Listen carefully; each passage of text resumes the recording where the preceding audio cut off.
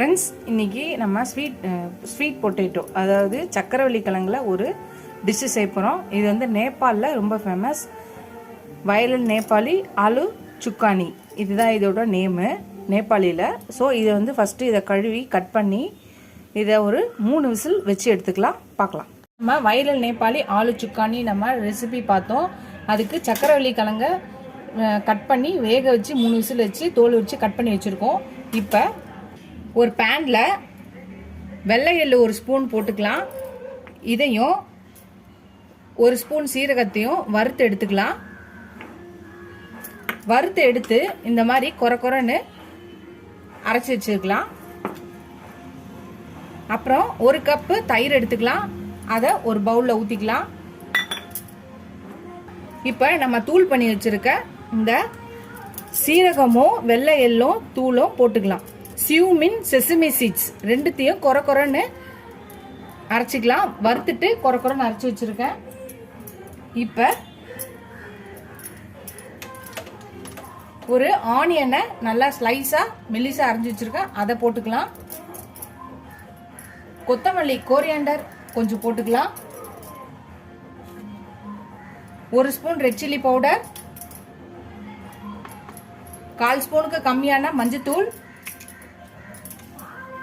டேஸ்ட்டுக்கு ஏற்ற சால்ட்டு. இப்போ இதை கலந்துக்கலாம்.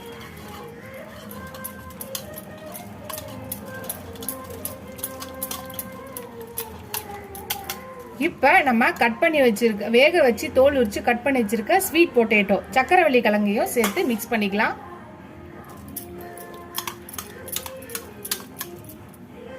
இப்போ எல்லாத்தையும் மிக்ஸ் பண்ணியாச்சு. இப்போ இதுக்கு ஒரு தாளிப்பு கொடுத்துடலாம்.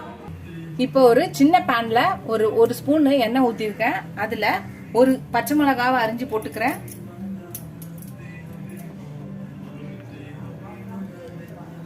ரெட் சில்லி பவுடர் 1 ஸ்பூன் போட்டுக்கிறேன். கொஞ்சம் பெருங்காயம் போட்டுக்கலாம். அவ்வளோதான், அடுப்பு ஆஃப் பண்ணிடலாம். இதை இப்போ எடுத்துக்கலாம். இப்போ இந்த தாளிப்பை இது மேலே ஊற்றிடலாம். அவ்வளோதான், நம்மளோட வைரல் நேபாளி ஆலு சுக்கானி ரெடி ஆயிடுச்சு. நீங்களும் இதை ட்ரை பண்ணி பாருங்கள். ட்ரை பண்ணி பார்த்துட்டு எப்படி இருக்குன்னு சொல்லுங்கள். இது நேபாளில் ரொம்ப ஃபேமஸான, இது ரொம்ப சிம்பிளாக ஈஸியாக டிஃப்ரெண்ட்டாக ஒரு ரைத்தா ரெசிபி. மீன்ஸ் நம்மளோட வைரல் நேபாளி ஆலு சுக்கானி ரெடி ஆயிடுச்சு. இது ஸ்வீட் பொட்டேட்டோ, நேச்சுரலாகவே ஸ்வீட்டு, அது ரொம்ப டிஃப்ரெண்ட்டாக இருக்கும். எல்லா ஃப்ளேவரும் இந்த இதில் இருக்குது. நீங்களும் ட்ரை பண்ணி பார்த்துட்டு எப்படி இருக்குன்னு சொல்லுங்கள். உங்களுக்கு செய்ய தெரியாதுன்னா செய்கிறவங்க யாரோ அவங்கக்கிட்ட சொல்லி செஞ்சு தர சொல்லி சாப்பிட்டு பாருங்கள். சாப்பிட்டுட்டு எப்படி இருக்குன்னு சொல்லுங்கள். உங்கள் ஃப்ரெண்ட்ஸ்க்கு இந்த வீடியோவை ஷேர் பண்ணி செஞ்சு பார்க்க சொல்லுங்கள். இந்த வீடியோ உங்களுக்கு பிடிச்சிருந்தா லைக் பண்ணுங்கள், கமெண்ட் பண்ணுங்கள். ஃபஸ்ட் டைம் என் சேனலை பார்க்குறவங்க சப்ஸ்கிரைப் பண்ணிட்டு பாருங்கள். இதோட அடுத்த வீடியோவில் அடுத்த ரெசிபியில் பார்க்கலாம்.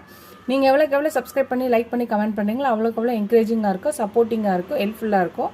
நான் புது ரெசிபிஸ் போட எனக்கு ரொம்ப என்கரேஜிங்காக இருக்கும். இதோட அடுத்த வீடியோவில் அடுத்த ரெசிபியில் பார்க்கலாம். Tata bye bye friends.